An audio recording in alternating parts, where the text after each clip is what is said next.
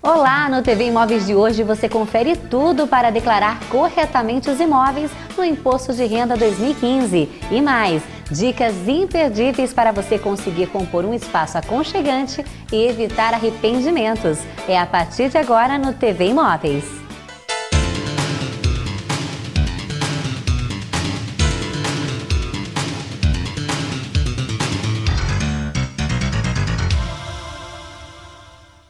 O prazo para entrega de declaração do Imposto de Renda termina no dia 30 de abril. E como acontece em todos os anos, muitos deixam para entregar a declaração no último momento. Então, para você que ainda não fez a declaração, vamos dar várias dicas sobre ela. E para isso, nós estamos recebendo hoje aqui no TV Imóveis a presença da contadora Amanda Moura. Amanda, é um prazer recebê-la aqui no TV Imóveis. O prazer é meu de estar aqui esclarecendo as suas dúvidas. Amanda, agora já vamos direto ao ponto. Como que fica a situação de quem tem imóvel, mas nunca declarou? Então, o contribuinte que tem imóvel e deixou de declarar na declaração este ano, ele deve proceder com a retificação. Caso ele tenha esquecido de declarar esse ano ou em anos anteriores, ele deve efetuar o download do programa do ano que ele deixou de declarar o imóvel e efetuar a retificação. Nesse caso, existe alguma multa? Como que funciona? Então, para a declaração de como ele vai mudar só a parte dos bens, não vai incidir multa. Certo. Então ele pode ficar tranquilo que não tem multa, mas é importante que ele faça essa retificação. Sim, é muito importante não deixar de prestar nenhuma informação. Bem, Amanda, os imóveis são investimentos o tempo todo e o valor pago na compra do imóvel também sofrem alterações. Nesse caso, qual é o valor que ele deve declarar? O valor que ele comprou quando ele adquiriu o imóvel ou o valor atual? Então, o contribuinte tem que sempre declarar o valor pelo custo de aquisição, nunca pelo valor de mercado. Só podem ser incluídos no custo de aquisição do imóvel as benfeitorias feitas nele, como construção, ampliação ou reforma.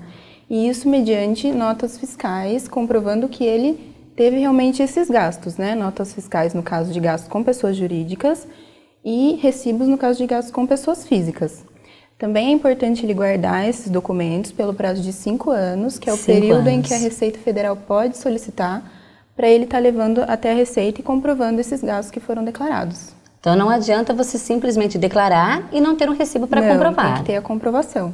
Bem, Amanda, então no caso de quem fez uma reforma, no ano seguinte ela já tem que declarar que foi feita uma reforma com todos os recibos gastos nesse período. Isso, tem que juntar todas as notas fiscais, os recibos gastos e colocar na declaração do ano seguinte, incluindo o valor que estava do imóvel. E no caso de pessoas que compraram o imóvel, mas ainda não quitaram a dívida, como que fica a questão da declaração? Então, o imóvel deve ser declarado na ficha de bens e direitos normalmente. Porém, se ele está financiado, ele deve ser declarado o valor no final do período que ele já pagou até aquele período. Isso incluindo o valor de seguros e de juros. Caso ele tenha comprado o imóvel com fundo de garantia, também incluindo o valor do imóvel. Porém, ele tem que declarar esse valor do fundo de garantia na ficha de rendimentos isentos, como forma de justificar essa entrada de recurso. Entendi. Agora falando já de um outro ponto também ainda voltado a imóveis, no caso de doação, como que você faz? É você que recebe a doação, que faz essa declaração ou quem doou o imóvel para você? Ambos têm que realizar a entrega da declaração. O doador deve informar na descrição do bem que ele doou o CPF e o nome do beneficiário da doação. Ele também deve declarar na ficha doações efetuadas o CPF e o nome do destinatário da doação. Já o donatário, que é quem está recebendo a doação, ele tem que declarar na ficha bens e direitos o bem que ele recebeu, junto com o nome e CPF do doador, e na ficha rendimentos isentos o valor do bem que foi doado, juntamente também com o CPF e nome do doador. Bem, como vocês estão acompanhando, são vários detalhes em relação à declaração de imposto para imóveis. Sim. E são detalhes que você tem que ficar bem atento mesmo, né, Amanda? Porque uma declaração feita de forma incorreta pode trazer dor de cabeça futura. Com certeza. A falta de qualquer informação pode fazer a Receita Federal reter a declaração em malha. E no caso de quem tem um imóvel que está alugado, mesmo tendo comprado em 2014, como que fica a situação? Ele tem que fazer essa declaração? Então, os imóveis que estão alugados, eles têm que ser declarados e o aluguel é um rendimento tributável com base na tabela do imposto de renda, que é a mesma que é utilizada para cálculo do salário quando você é registrado numa empresa ou recebe como sócio numa empresa, né? Quando você loca um imóvel para pessoa jurídica, é a pessoa jurídica responsável pela retenção do imposto na fonte. Então, ela que vai informar na declaração chamada DIRF o valor que ela pagou de aluguel e de retenção na fonte e dá o informe de rendimentos para o locador. Nesse caso, os dois estão envolvidos, então? Sim, as informações são todas cruzadas pela Receita, então as duas partes têm que estar envolvidas. Aí, nesse caso, o locador vai informar para a Receita Federal esses rendimentos recebidos pelo locatário. Quando ele loca para a pessoa física, ele tem que preencher mensalmente o carnê-leão com os rendimentos recebidos de pessoa física para fins de cálculo do imposto de renda retido na fonte, já excluídos da comissão do corretor. Bem, então vale ressaltar novamente que é muito importante você não deixar para a última hora, porque são muitos detalhes, como nós estamos acompanhando. Envolve não só você, proprietário, mas para quem está participando de um aluguel, de uma venda. Então é importante que vocês fiquem bem cientes desse fato. Outro item também, Amanda, é a questão de quem é casado em comunhão de bens, porque geralmente os nomes eles ficam tanto no caso do marido como da esposa. E nesse caso, quem declara? Então, no caso da comunhão de bens, os bens em comum são aqueles adquiridos depois do casamento, né? Seja por um dos membros do casal ou por ambos. Nesse caso, eles têm a opção de declarar 50% do valor do bem na declaração de cada um ou o valor total na declaração de um deles. Quando o imóvel é alocado, a regra é a mesma. Eles podem dividir o valor do aluguel, lançar metade na declaração de cada um, ou lançar a totalidade na declaração de um dos dois, conforme for mais vantajoso. E qual seria essa vantagem? Fazer em nome de um ou o nome do casal? Por exemplo, se a esposa não trabalha registrada, ela não tem rendimento, compensa colocar na declaração dela, porque provavelmente não vai dar imposto para pagar ou vai dar menos do que se colocar na declaração do marido e ele for registrado. Entendi. Agora uma dúvida, a pessoa de repente não tem o acompanhamento, fez em alguns escritórios, só que não sabe ao certo qual a real situação da declaração dela. Há uma possibilidade dela descobrir isso através da Receita? Como funciona? Então, ela somente indo até a Receita Federal, tem o agendamento no site que você faz e vai no horário marcado para ver se não tem nenhuma pendência, né? Certo. E qual a orientação que você deixa para quem ainda não declarou o imposto de renda? Então, já está em tempo de separar todos os documentos, as informações que serão prestadas para a Receita Federal. Caso o contribuinte tenha alguma dúvida, o ideal é procurar um contador para entregar a declaração.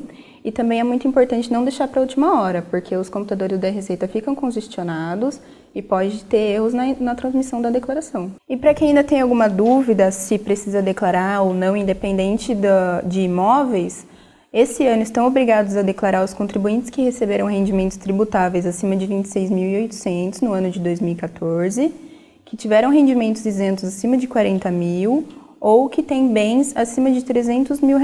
Perfeito, Amanda. Muito obrigada pela sua participação aqui na TV Imóveis. Obrigada a você pela oportunidade. Eu que agradeço. E você não saia daí, vamos a um breve intervalo e voltamos já já com o quadro de dicas.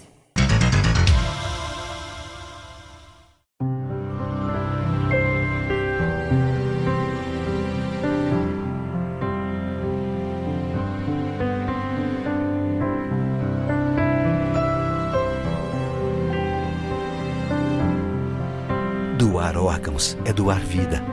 Doe-se para essa causa. Avise sua família sobre o seu desejo de ser um doador. Secretaria de Saúde, Governo do Distrito Federal. Errar na escolha do sofá pode trazer uma série de problemas, como um ambiente cansativo, com um aspecto menor e de dificuldades de manutenção. Então fique de olho que o quadro de hoje está repleto de dicas.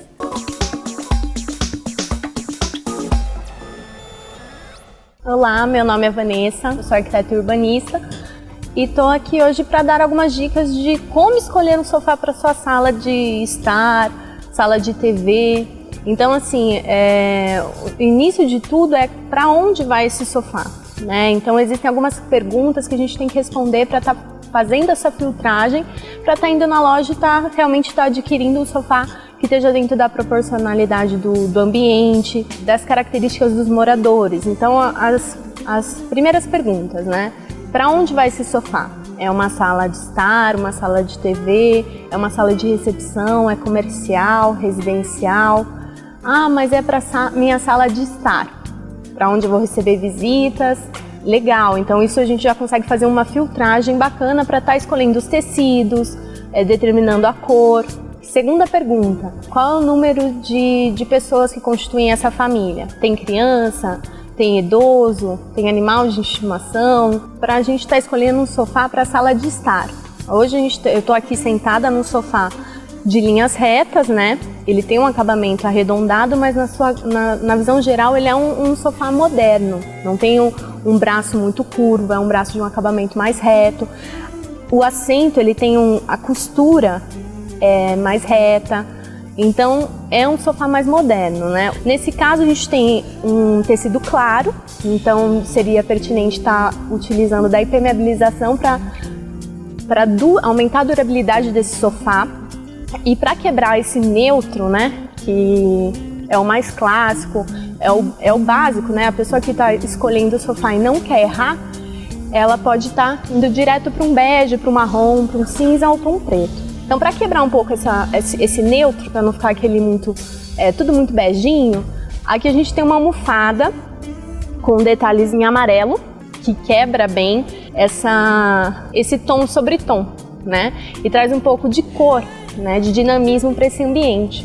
Agora, se esse sofá é para uma sala de TV, né? Eu posso usar o couro, eu posso usar a seda? Pode, só que tem que tomar um pouco de cuidado. Geralmente, como é sala de TV, o pessoal gosta daquele sofá mais confortável, gosta de colocar o pé. Então, com relação ao tecido, a escolha do revestimento desse sofá, é interessante você usar o tecido. E não esquecendo da impermeabilização, porque às vezes você vai estourar uma pipoca, quer tomar um refrigerante, e se isso cai no sofá, é muito mais fácil de limpar. Sem contar que aumenta a durabilidade do tecido também. Você pode optar por cores mais escuras, por ser a coisa mais de cinema, né? Para poder pôr o pezinho também sem ficar com medo de sujar. Outra coisa interessante é o modelo do sofá. Então aqui a gente está com um sofá mais formal, com linhas retas, mas na sala de TV você pode opinar por um modelo reclinável, retrátil, que é aquele que aumenta, né, que você consegue estar abrindo ele, eventualmente fechando, para quando você vai só receber visitas. Então você tem um sofá muito mais flexível. Essas foram as dicas de hoje, espero que eu tenha ajudado vocês tenham aproveitado dessas dicas. Tem muito mais o que falar de sofá, de ambientação de sala, mas por hoje é só. Primeiro ciclo de palestras para síndicos e administradores de condomínio traz o tema sobre economia de água. O evento gratuito será realizado em 31 de março na sede do Secov e reunirá especialistas que darão dicas para diminuir o consumo e combater o desperdício no condomínio. Também será apresentado um exemplo bem-sucedido implantado em um condomínio da capital paulista. O evento é gratuito mediante a doação de leite em pó. Mais informações através do site. Chegamos ao fim de mais uma edição do TV Imóveis. Espero que você tenha aproveitado as nossas informações e para você que tem algum tema interessante e gostaria de ver aqui no TV Imóveis, pode mandar sugestões através do e-mail que está aparecendo na sua tela. Um grande abraço, fique com Deus e até a próxima semana com mais um TV Imóveis.